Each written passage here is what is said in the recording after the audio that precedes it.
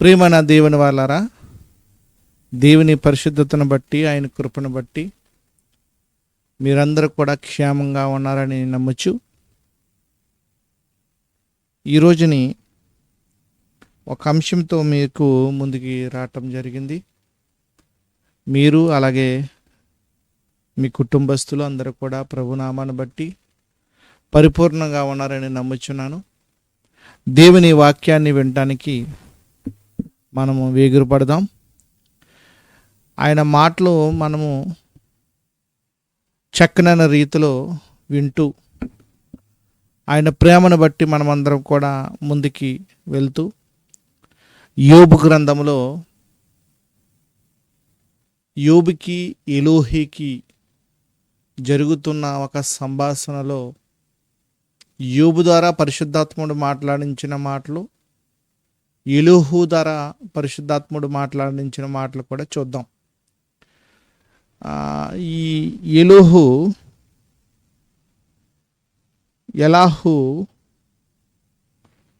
ఈయన యోబు గారికి ముగ్గురు స్నేహితుల్లో బాగా తక్కువ వయసు గలవాడు.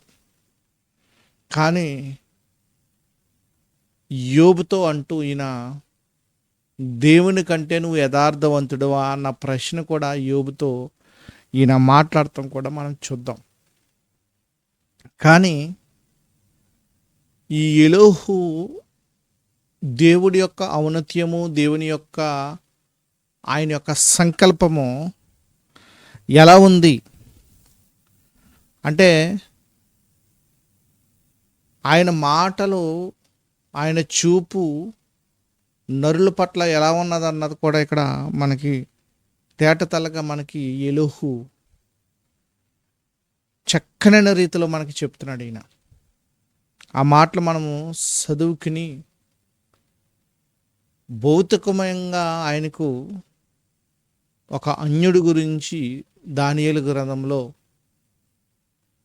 ఇశ్రాయేలు ఉపకారాలు, ఆ ఉపకారంలో నుంచి మోషే ద్వారా దేవుడు చేయించిన ఆ ఉపకారాల్లో మందు పూసుకుని త్రాగి దేవుని దృష్టికి ఒక ఎలా అనిపించారంటే, ఆ బెల్షెజరు తక్కువవాడుగా కనిపించాడు. ఆయన త్రాసులో చూడగా తక్కువవాడుగా కనిపించాడు. ఏ పని విషయమైనా సరే. అంటే 100వ కీర్తనలో మీరు చదువుకున్నట్లయితే మనము ఆయన వారము అంటాడు కీర్తనకారుడు. అంటే యావత్ ప్రపంచమంతా కూడా కోట్ల మంది కూడా తండ్రి నుంచి ఆదాము నుంచి మొత్తం అందరం కూడా మనం అందరం వచ్చాము. అందుకని అపోస్తుల కార్యము 27వ అధ్యాయంలో 17వ అధ్యాయం అనుకుంటాను, అందులో యావత్ భూమి మీద ఒకని నుండి ఆయన మనుషుల్ని, ప్రతి జాతి వారిని ఆయన రప్పించటం జరిగిందని మనకి తేటతెల్లగా అర్థమవుతుంది. కాబట్టి ప్రార్థన సహాయాన్ని తీసుకుని ప్రభు దగ్గర నుంచి అసలు ఈ బెల్షెజరు దేని విషయంలో దేవునికి తక్కువగా, ఆయన చూడగా తన త్రాసులో తక్కువగా ఏ విషయంలో కనిపించాడు, మనం అసలు ఏ విషయంలో జాగ్రత్త పడాలి, ఆయన ఏ విషయంలో కనిపించాడు, మనం ఏ విషయంలో జాగ్రత్త పడాలి, దేవుడు మన చూపుని, మన నడకను, మన ఆలోచనలు పరిశీలిస్తున్నాడు అంటే ఎస్, పరిశీలిస్తున్నాడు. దేవుని కుమారుడు కూడా పరిశీలిస్తున్నాడు. పరిశుద్ధాత్మను కూడా మనం దుఃఖపరిచేస్తున్నాం. అసలు ఈ కాలంలో, ఈ సిద్ధపాటు దినములో, ఈ కడవర దినములలో మనకు కావలసిన వాక్యం, ఏ వాక్యం అయితే మనల్ని బ్రతికిస్తుందో ఆ వాక్యమును బట్టి మనము ముందుకు వెళ్ళాలని మరొకసారి మీ దగ్గరికి ఇలా రావటం జరిగింది. కాబట్టి ప్రార్థన సహాయాన్ని తీసుకుని ఇంకా ఆలస్యం చేయకోకుండా మనం ముందుకు వెళ్ళిపోదాం. ప్రార్థన. మమ్మల్ని మిక్కిలిగా ప్రేమించిన మా పరలోక తండ్రి, నీ ఘనమైన శ్రేష్టమైన నామను బట్టి ప్రభు నేను స్తుతిస్తున్నాను, ఘనపరుస్తున్నాను, మహింపరుస్తున్నాను. మీ ఆలోచన బట్టి ప్రభు మమ్మల్ని ఉంచుతున్నందుకు, ఇదిగో దానియేలు గ్రంథంలో బెల్షెజర్ గురించి చెప్పాలని ఆశపడి ఉన్నాను. మీ ఆత్మ సహాయాన్ని ఇచ్చి తండ్రి, నా మాటలు కాకోకుండా, శరీరమైన మాటలు కాకోకుండా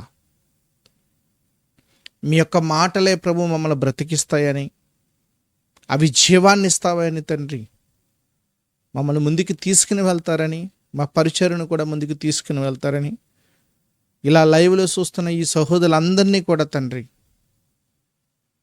ఆశీర్వదించి కాచి కాపాడతావని, భారతదేశంలో ఎన్నో ఘోరాలు జరుగుతున్నాయి తండ్రి. చిన్న బిడ్డలను కూడా కనికరం లేకోకుండా వాళ్ళని హత్య చేస్తున్నారయ్యా తండ్రి. వాళ్ళందరూ నీ సన్నిధికి వచ్చి ఉన్నారని ప్రభు నమ్ముచున్నాను. కాబట్టి తండ్రి అటువంటి ఘోరాలు జరగకుండా తండ్రి అపవాది పెట్టరేకపోతున్నాడు. వాళ్ళని అంచివేయండి తండ్రి, మీ శక్తి చేత, మీ బలం చేత. మా బలం సరిపోదు నాయనా, మీ చిత్తమైతే, మీ కృప అయితే మరొక దినాన్ని మాకు దయచేస్తావని చెప్తున్న నాకు జ్ఞానాన్ని ఇస్తావని, వింటున్న వాళ్ళకి సంయోచితమైన జ్ఞానం దయచేస్తావని ఈ ప్రార్థన మీ పాదముల దగ్గర సమర్పించుకుంటూ, ఇదిగో మీ కుమారుడగు, మా రాజగు, మా రక్షకుడగు యేసు పరిశుద్ధమైన నామమును బట్టి అడుగుచున్నాను నా పరమ తండ్రి, ఆమెన్. ప్రియమైన దేవుని వారలారా, ఒక విలువైన మాట మీకు చెప్తానని వచ్చి ఉన్నాను కదా. ఆ విలువైన మాట మనము చూస్తూ, దేవుని దృష్టికి త్రాసులో చూడగా తోచగా, లేకపోతే నువ్వు తక్కువగా కనబడతివి. ఇది అంశం ఈరోజుని. ఆయన నిన్ను చూడగా, ఆయన త్రాసులో చూడగా, ఆయన కళాద్దాల్లో చూడగా, ఆయన చూపులో చూడగా, ఆయన యొక్క మనసులో చూడగా, ఆయన ఆలోచనలో చూడగా, ఆయన సంకల్పంలో చూడగా నువ్వు తక్కువగా కనపడవద్దు. నువ్వు తక్కువగా కనపడకూడదంటే ప్రార్థన నీకు ఉండాలి, బైబిలు ధ్యానించాలి. కాబట్టి ఎలీహు యోబు యొక్క స్నేహితులందరితో కూడా బాగా, మీరు నాకంటే వయస్సు ఎక్కువారు, మీకు బాగా జ్ఞానం తెలుసు అనుకున్నాను అని చెప్తూ ఈ 34 అధ్యాయం యోబు గ్రంథములో దేవుడు ప్రతి అడుగును కనిపెడుతున్నాడు, ప్రతి మాటను కనిపెడుతున్నాడు. వారు క్రియలు చొప్పున దేవుడు ఇస్తున్నాడు అని యోబు గ్రంథములో ఎలీహు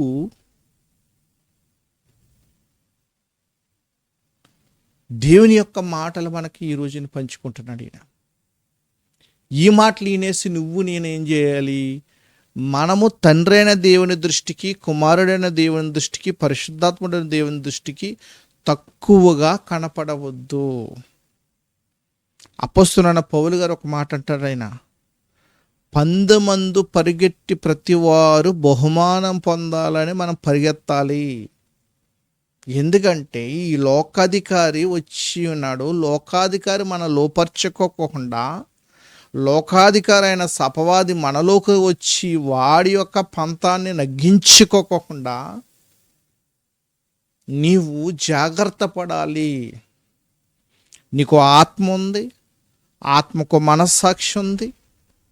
ఆ మనస్సాక్షి, ఆ ఆత్మ దేవుని మనస్సుతో ముడిపడి ఉండాలి. అందుకని క్రీస్తు యొక్క మనస్సు నువ్వు కలిగి ఉండాలి. అర్థమవుతుందా? మంచి పాఠం ఈ రోజున మనం నేర్చుకుందాం. 34 అధ్యాయం యోబు గ్రంథం, పరిచయముగా 32వ అధ్యాయం మనం చదువుకుందాం. పరిచయముగా 32వ అధ్యాయము మొదటి నుంచి 5 వచనాల వరకు చదువుకుందాం. యోబు తన దృష్టి యందు తాను నీతిమంతుడై ఉన్నాడని ఆ 3 మనుషులు తెలుసుకుని అతనికి ప్రత్యుత్తరము చెప్పుట చాలించిరి. మానేశారు ఇంకా వాళ్ళ స్నేహితులు. అప్పుడు రాము వంశస్థుడును బూజీయుడును బర్కయేలు కుమారుడునగు ఎలీహు యోబు దేవుని కంటే తానే నీతిమంతుడగునట్లు చెప్పుకొనుట చూచి అతని మీద బహుగా కోపించును. ఇతను ఎవరో మీకు తెలిసింది.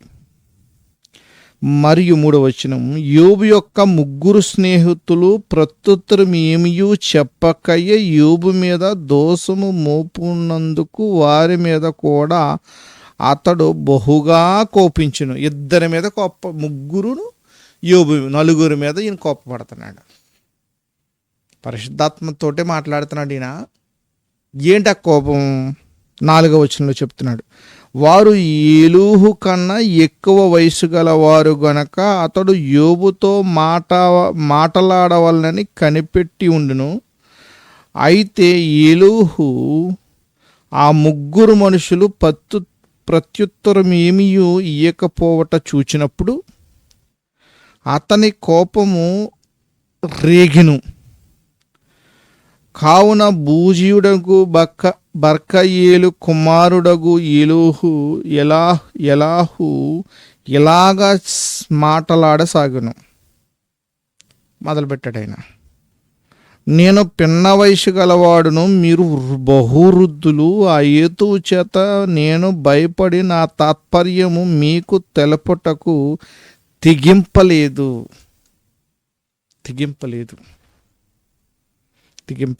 అని చెప్పి ఆయన అంటున్నాడు. 34వ అధ్యాయము, ఇందులోనే 34 అధ్యాయములు అంటున్నాడు ఆయన. 10వ వచనములో, విజ్ఞానము గల మనుష్యులారా నా మాట ఆలకించుడి, దేవుడు అన్యాయము చేయట అసంభవము. యోబు, నువ్వు నీతిమంతుడు అనుకుంటున్నావు కదా, ఏదో మాటల్లో నువ్వు మాటలు జారావు దేవుని దృష్టికి. ఆయన త్రాసి ఎదుట నువ్వు, ఆయన న్యాయాధిపతి, న్యాయము సైన్యముల అధిపతియు అయిన యెహోవా మీద నువ్వు ఏదో మాటలు జారావు నువ్వు. తర్వాత 10వ వచనమే, దేవుడు అన్యాయము చేయుట అసంభవము, సర్వశక్తుడు దుష్కార్యము చేయుట అసంభవము. 2 మాటలు చెప్తున్నాడు ఎలీహు. తర్వాత ఇది పక్కన పెడితే 11వ వచనము మనిషి యొక్క ఫలితాన్ని చెప్తున్నాడు ఈయన. అంటే ఈ మాటలు విని మనం ఏం చేయాలి, ఎలా ఉండాలి, దేవుని దృష్టికి మనం ఎలా నడుచుకోవాలి? అసలు ఆయన పరీక్షిస్తున్నాడు కదా. ఆయన ఆకాశ మహాకాశాల పట్టజాలని దేవుడు నిన్ను నన్ను పరిశీలిస్తున్నాడు కదా. నువ్వు సిద్ధపాటులో ఉన్నావా, లోకంలో ఉన్నావా, లోకాధికారి కింద ఉన్నాడా? లోకాధికారి కింద ఉన్నావా అంటే నిన్ను త్రాసులో ఆయన చూడగా నువ్వు తక్కువ కనపడుతున్నావు. అంటే మనం తక్కువగా కనపడితే మనకి నిత్య నరకానికి వెళ్ళిపోతాము. మనకి ఆయన పరదేశి ఇవ్వడు, పరదేశం తర్వాత పరలోకం చేరము. మీకు నేను స్థలము సిద్ధపరచటకు వెళ్ళిపోతున్నాను, నేనుండు స్థలంలోనే మీరును ఉండులాగా మరలా వచ్చి నేను మిమ్మల్ని తీసుకుపోతానని యేసుక్రీస్తు వారి యొక్క మాటలు మనము నిర్లక్ష్యం చేసినట్లయితే, దేవుని యొక్క మాటలు మనం నిర్లక్ష్యం చేసినట్లయితే, ఇక మీకు 11వ వచనంలో ఈయన బైబిల్ అంతటికీ కూడా ఒక్క మాట మాట్లాడుతున్నాడు. ఆయన 11వ వచనంలో, నరుల క్రియలకు తగినట్టుగా ఫలము ఆయన వారికిచ్చును, అందుకు వారి వారి మార్గములను బట్టి వారికి ఫలమిచ్చును అని చెప్పి మనకి 22వ వచనం ఆయన అంటున్నాడు, దుష్క్రియలు చేయువారు దాగుకొనుటకు చీకటైనను మరణాంధకారమైనను లేదు. ఎక్కువ మాట అన్నాడండి ఇక్కడ 23వ వచనం, ఒకడు న్యాయ విమర్శలోనికి రాకముందు, అంటే ఆయన న్యాయానికి రాకముందు ఆయన ఏమో అంతలాగా ఆయన కోసం కనిపెడతలేదు. అదే మాట చెప్తున్నాడు ఇక్కడ. ఏంటంటున్నాడు ఆయన, ఏమంటున్నాడంటే ఆయన, మనుష్యులు మరింత పరీక్షించేందుకు దేవునికి ఒక నిర్ణీత సమయము అవసరం లేదంట. ఒక ఆయన పరీక్షించడానికి పెద్ద ఆయనకి సమయం అవసరం లేదు అంతే. అల్టిమేట్గా ఆయన మహాకాశాల నుంచి పట్టజాలని దేవుడు, పరలోకము నుంచి నిన్ను నన్ను పరిశీలిస్తున్న దేవుడు మన నడక, మన పడక, మన ఆలోచనలు, మన తలంపులు అన్నీ ఎరిగి ఉన్నాడు. అందుకనే నా నడకను నా పడకను పరిశీలించుతామంటాడు దావీదు. ఇక్కడ మీరు గుర్తుపెట్టుకోవాలి 23వ వచనం, ఒకడు న్యాయ విమర్శలోనికి రాకముందు బహుకాలం అతన్ని విచారణ చేయట దేవునికి అగత్యము లేదు, అవసరం లేదు. ఏంటంటే అర్థం, మనుషులు మరింత పరీక్షించేందుకు దేవునికి ఒక నిర్ణీత సమయము అవసరం లేదు. వాళ్ళని అంతా పరీక్షించడానికి అంత అవసరం లేదు. ఒక్క క్షణం కాదు, అరసేకం కాదు, వాళ్ళ యొక్క తలంపులు దేవునికి తెలుసు. తర్వాత మనుషులు తీర్పు తీర్చేందుకు దేవుడు వారిని తన ఎదుటికి తీసుకుని రానవసరం లేదంట. మళ్ళీ అదే అన్నమాట. ఒకడు న్యాయ విమర్శలోనికి రాకముందంటే మనుషులు అంట, చూడండి మీకు అర్థమైనట్టు చెప్తున్నాను, మనుషుడు తీర్పు తీర్చేందుకు దేవుడు వారిని తన ఎదుటికి తీసుకొని రావాల్సిన లేదు.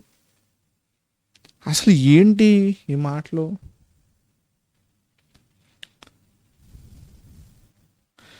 24వ వచనం అంటాడు, విచారణ లేకుండానే బలవంతులు ఆయన నిర్మూలము చేయుచున్నాడు, వారి స్థానమున ఇతరులను నియమించి ఉన్నాడు.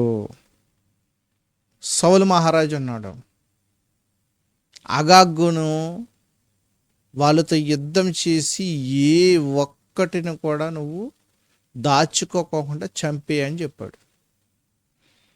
ఏం చేశాడు సౌలు మహారాజు ఏం చేశాడు? సౌలు మహారాజు ఏం చేశాడండి?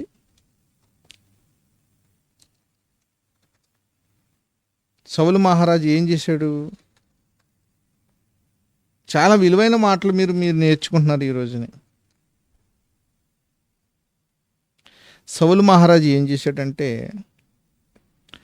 మొదటి సామూయేలు గ్రంథము 15వ అధ్యాయము 21వ వచనం, అయితే గిల్కోలులో నీ దేవుడైన యెహోవాకు బలి అర్పించుటకు జనులు సభ్యతములగు గొర్రెల్లోను ఎడ్లలోను ముఖ్యమైన వాటిని తీసుకుని వచ్చారని సామేలుతో చెప్పును. అందుకు సామేలు తాను సెలవిచ్చిన ఆజ్ఞను ఒకడు గైకొనుట వలన యెహోవా దృష్టికి సంతోషించినట్లు ఒకడు దహన బలులను అర్పించటం వలన ఆయన సంతోషించిన. ఆలోచించుము, బలులు అర్పించుట కంటే ఆజ్ఞను గైకొనుటయు, పొట్టేలు క్రొవ్వును అర్పించుట కంటే మాట వినుటయు శ్రేష్టము. ఆజ్ఞను గైకొనటం ఏంటండి? బాగా గుర్తుపెట్టుకోండి. ఎప్పుడైతే దేవుని యొక్క ఆజ్ఞకు మనం లోబడతలేదు, ఆయన పరిశుద్ధతకు లోబడతలేదో అప్పుడే మనం పాపానికి పడిపోయాం. పాపంలో ఉన్నాం అంతే. పాపం మనలో చేస్తుందంటే, పాపం మనలో వెళ్తుందంటే, కయ్యోను నువ్వు సత్క్రియ చేయవా అని అడిగినప్పుడు, లేకపోతే వాకట పాపం పొంచి ఉంటుంది, అది నిన్ను ఏలుతుంది. దురాభిమానం పాపములో నన్ను పడపోకుండా నన్ను కాచుము అంటాడు 130 సంకీర్తనలో 133వ వచనంలో. 119వ సంకీర్తన 133వ వచనం ఏమంటున్నారు ఆయన?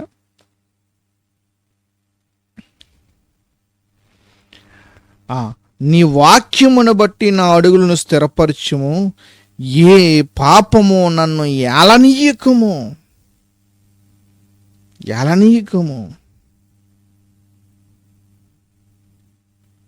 మంచి మాట అండి ఇది, మంచి మాట. బెల్షస్సరు గురించి చూసి ముగించుకుందాం. యోబు స్నేహితుడగు ఎలీహు ఏం చెప్తున్నాడు ఆయన? 24వ వచనం, విచారణ లేకుండే బలవంతులు ఆయన నిర్మూలము చేయుచున్నాడు.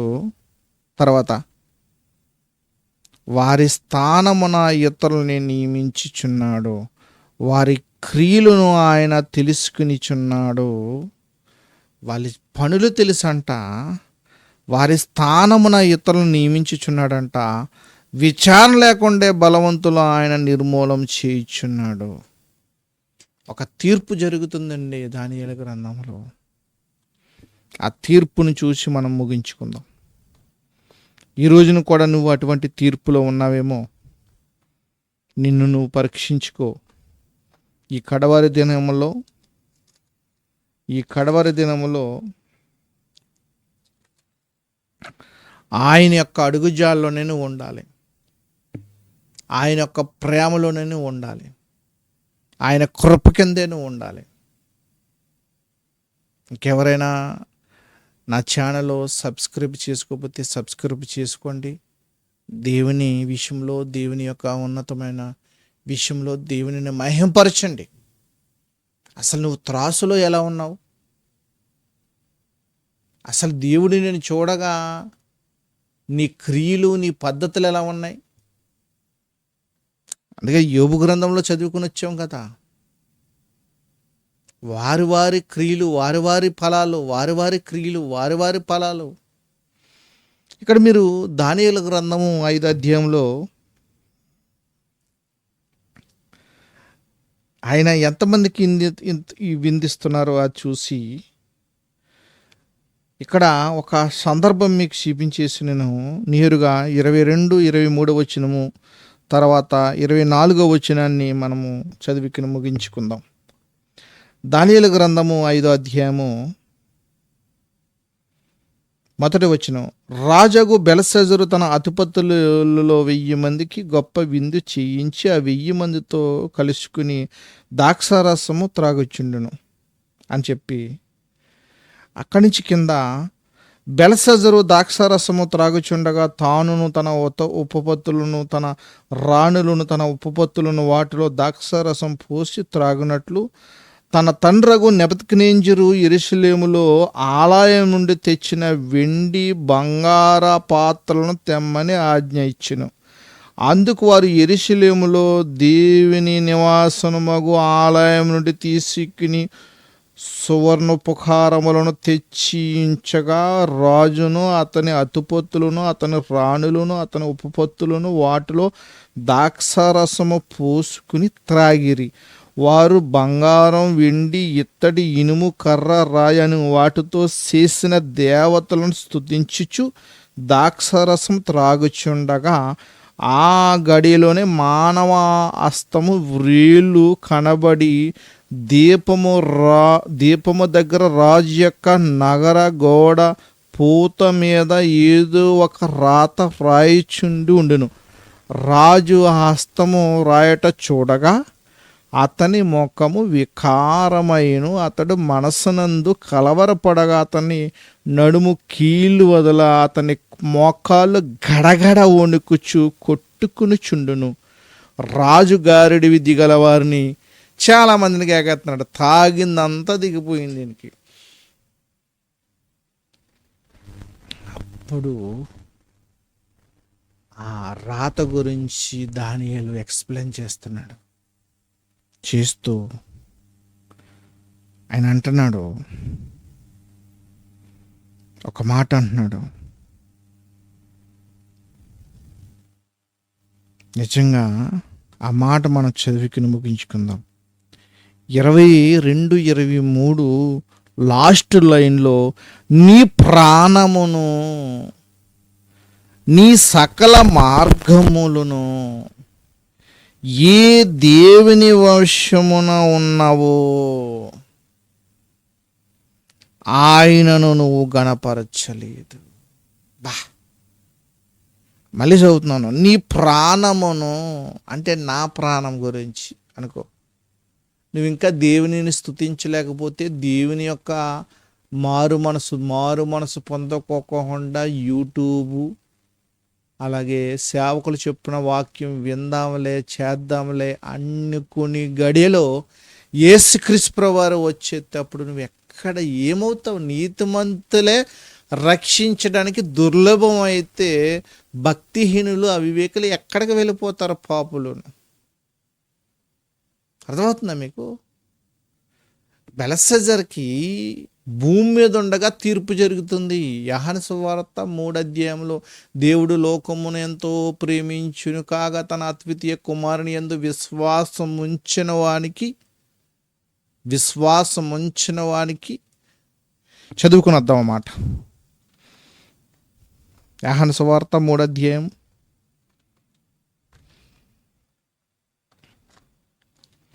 యోహాను సువార్త 16 దేవుడు లోకమును ఎంతో ప్రేమించును కాగా ఆయన తన అద్వితీయ కుమారునిగా పుట్టిన వాని యందు విశ్వాసముంచు ప్రతివాడు నశింపక నిత్యజీవం పొందినట్లు ఆయనను అనుగ్రహించును. లోకం తన కుమారుని ద్వారా రక్షణ పొందుటకే గాని లోకమునకు తీర్పు తీర్చుటకు దేవుడు ఆయనను లోకంలోనికి పంపలేదు. ఆయన యందు విశ్వాసముంచు వానికి తీర్పు తీర్చబడదు. విశ్వాసింపని వాడు దేవుని అద్వితీయ కుమారుని నామమునందు విశ్వాసించలేదు గనుక వానికి ఇంతకు మునిపే తీర్పు తీర్చబడును. ఆ తీర్పు ఇదే: వెలుగు లోకములోకి వచ్చిన గాని తమ క్రియలు చెడ్డవైనందున మనుషులు వెలుగును ప్రేమింపక చీకటనే ప్రేమించిరి. దుష్కార్యము చెయ్యు ప్రతివాడు వెలుగును ద్వేషించును, తన క్రియలు దుష్క్రియలుగా కనపడుకున్నట్లు వెలుగునద్దకు రాడు. అర్థమవుతుందా? రావాలి మనం వెలుగు దగ్గరికి. ఎక్కడికి వెళ్తామండి? ఆయన శ్వాస అండి. ఆయన శ్వాస మనల్ని సృష్టించిందంట. ఆయన ఆత్మ మనల్ని సృష్టించిందంట. యోబు అదే మాట్లాడుతున్నాడు, ఎలీహు అదే మాట్లాడుతున్నాడు. అర్థం చేసుకోండి. దేవుని వాక్కుకు మనం లోబడాలి. మనం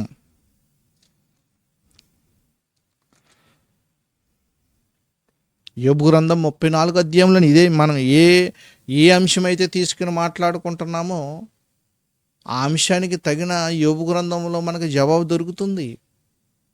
యోబు గ్రంథం 34 ఆయన అంటున్నాడు 14 ఆయన తన మనసు తన మీదనే ఉంచుకున్న ఎడల తన శ్వాస నివాసనములను తన యొద్దకు తిరిగి తీసుకున్న ఎడల శరీరందులు ఏకంగా నశించుతారు. చూడండి, తన శ్వాస నివాసనములను నివాసనం మనము ఆయనకి ఆలయమైపోయాం. మనము దేవుని ఆత్మ మనలో నివసిస్తానికి వచ్చేస్తున్నాడు. ఈ అంత్యకాలంలో వచ్చేసాడు. ఆయన ఆదరణకర్త భూమి మీద దిగిపోయాడు. నిన్ను నన్ను పరిశీలిస్తున్నాడు. ఎప్పుడు నా కుమార్తెడు వస్తాడు, ఎప్పుడు నన్ను ఆయనలోకి రప్పించుకుంటాడని ఎదురు చూస్తుండగా నువ్వింకా చీకటిని ప్రేమిస్తున్నావంటే, దురాశ గలవాడిని ప్రేమిస్తున్నావంటే అది నీ తప్పు తప్ప దేవుడు న్యాయవంతుడు, యథార్థవంతుడైన. అర్థమవుతుందా? 15 శరీరులందరూ ఏకంగా నశించుదురు, నరులు మరలా ధూళైపోవుదురు.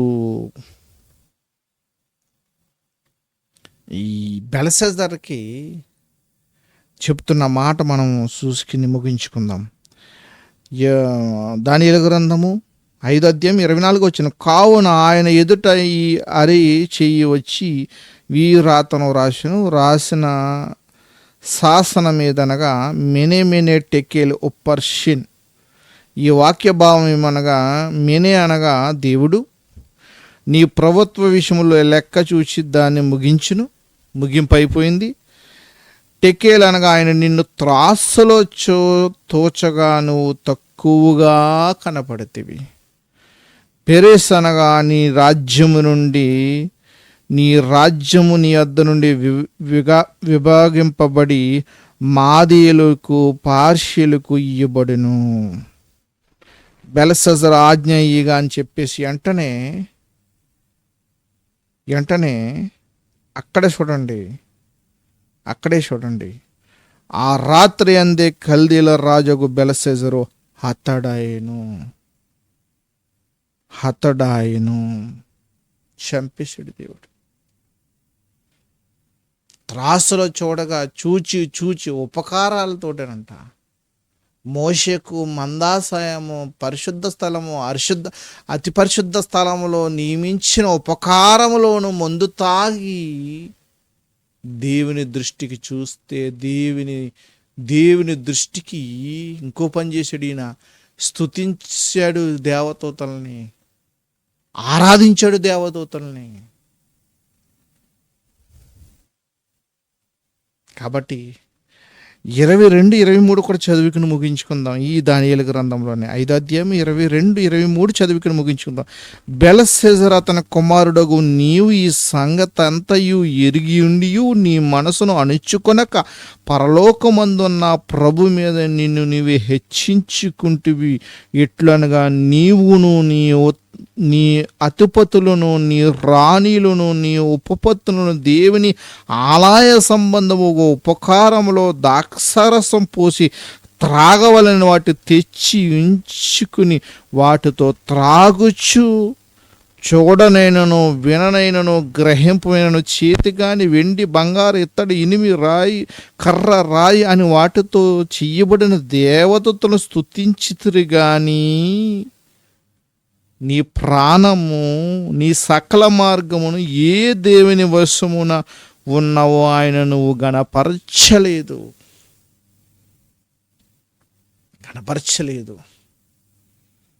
అలా వద్దండి మన పరిస్థితి. ఆయన దృష్టికి మనం మంచివారుగా, పరిశుద్ధంగా ఆయన యొక్క అడుగుజాడలోనే మనం ఉండాలండి.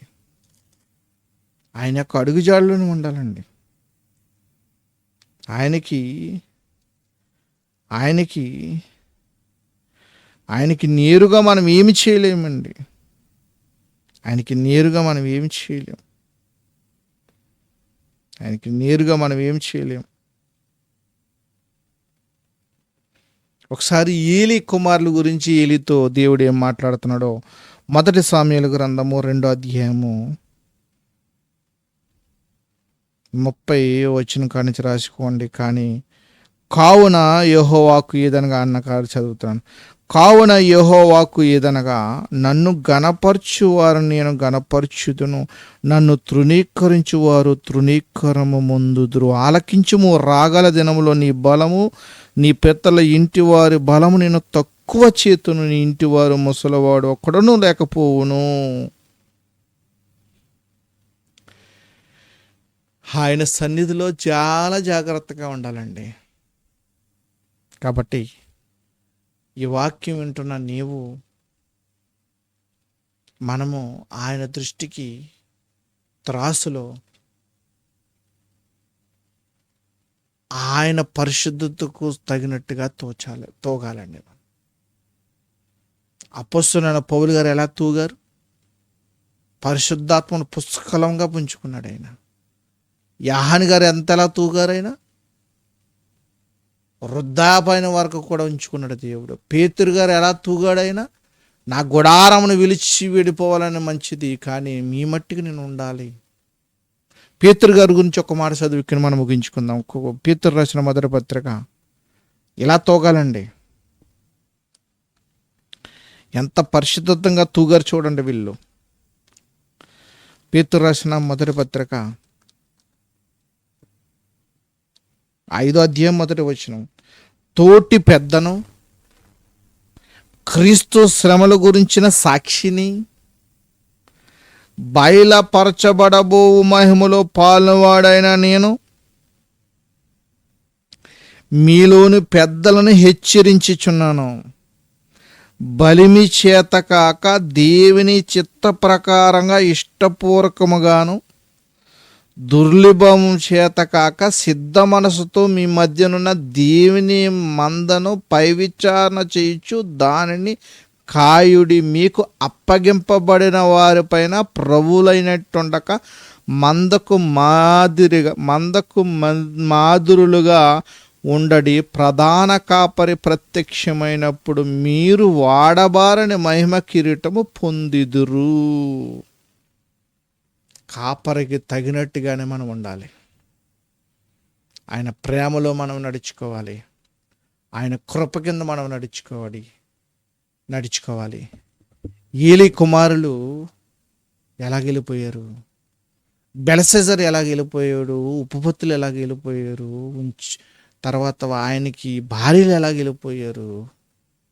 తక్కువగా కనపడ్డారు వాళ్ళందరూ దేవుని దృష్టికి. ధూళిగా నశించిపోవటానికి నిత్యం ఆరని అగ్నిలో కేకలు వేస్తున్నారు. మరి నీవు నేను కూడా ఇటువంటి జాబితాల్లో ఉంటే ఇప్పుడే మారిపోదాం, ప్రభుని మహింపరుద్దాం. ఆయన కృప వెంబడి మనం అందరం కూడా కొనసాగుదాం. అట్టి కృప దేవుడు మనందరికీ కూడా ఇచ్చునుగాక. మీరు మీ కుటుంబాలు వర్ధిల్లునుగాక. ప్రార్థన చేసుకుందాం. ప్రార్థన. మమ్మల్ని మిక్కిలిగా ప్రేమించిన మా పరలోక తండ్రి, మీ చిత్తాన్ని బట్టి మీ విలువైన మాటలు వీళ్ళందరూ విని ఉన్నారని నమ్ముచు, ఈ యొక్క మాటలు తండ్రి మీ సన్నిధిలో మిగిస్తూ వీళ్ళందరికీ కూడా అర్థమైనట్లు అని నేను భావిస్తున్నాను.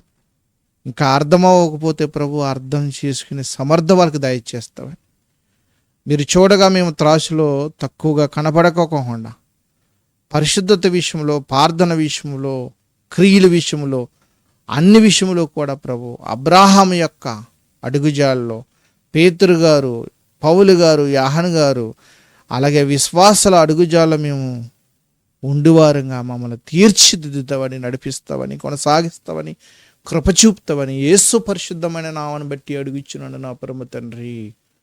ఆమెన్. అందరికీ వందాలండి. Thank you all. అందరికీ వందాలండి.